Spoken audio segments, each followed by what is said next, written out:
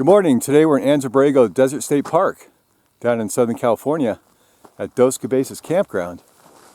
Got this beautiful Ocotillos growing up here. Look at that.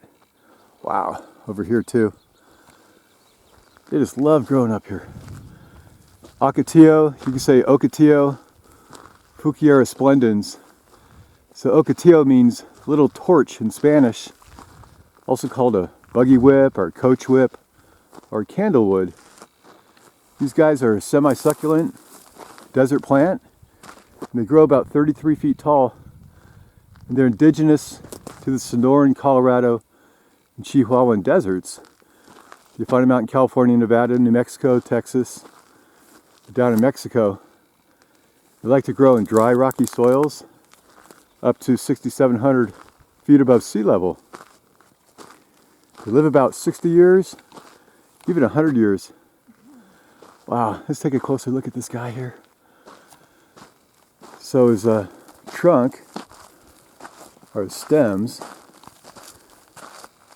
right here, well, they start out real heavy at the base, and then they reach out about 2 inches in diameter here. You watch out for the spines. And they grow very high, and they rarely branch out. This guy branched out here. This guy's branching, but they don't branch out that much till they get to this real tall single stem stalk. At the very top, you find little flowers. And most of the year they're leafless, like this guy here. They look like a bunch of just sticks coming out of the ground. But if you get good rains, you get these leaves. These guys might leaf 6 or 7 times a year, and the leaves fall off in times of drought. But the stems, the stalks, they have chlorophyll in them. So they'll do photosynthesis even without leaves. And the leaves, they cluster here.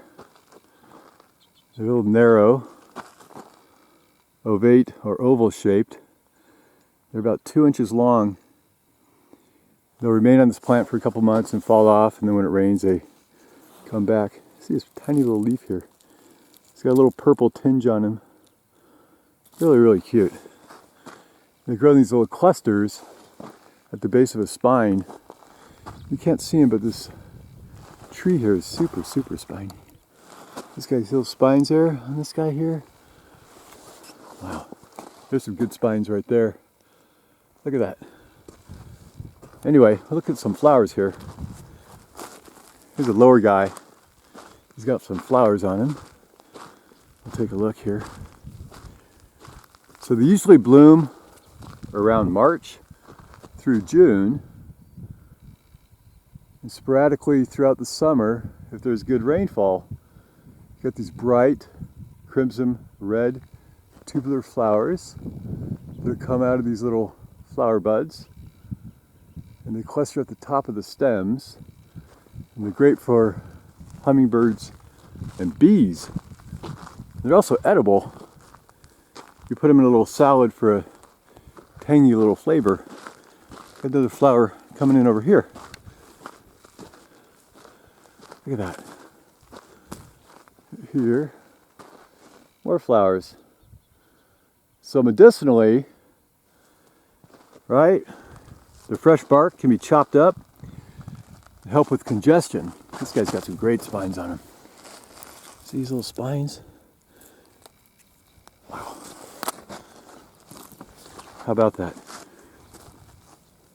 And you could bathe in the crushed flowers and the roots to help with fatigue. And you place the flowers and the roots over fresh wounds to stop bleeding or slow bleeding. You could draw out the leaves to make a little herbal tea out of these guys. All right. And you soak the blossoms overnight to create a little juice. Helps alleviate coughing, achy limbs, varicose veins, and a couple other ailments you might have. You cut down these stalks and you line them up to make a fence. Here we got another one over here. These guys are all over the place. You grow this at home. It's a great ornamental for your xeriscape garden or individual pot. You can plant them year-round. They like full sun, drought tolerant, well-drained soil, and they tolerate down to 10 degrees Fahrenheit. You transplant large bare roots is virtually impossible. But wow, you can do this. But you replant these guys at their original depth and orientation like you would a cactus. Otherwise they'll probably die. So be a little careful when you buy these at the nursery and replant them. In the south facing sides they have more heat, more sunlight resistance. So they always tend to face south just a little bit on these guys. And there's no special maintenance or care. Just remove the old dead stalks if you want. Make it look nice. Wow.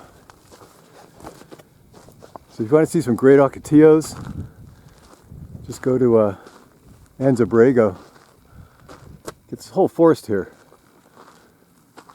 Fouquieria splendens out here in Anza-Borrego. Fantastic. Wow. All right. Thanks for watching my video. Hope you liked it. Please click like, subscribe.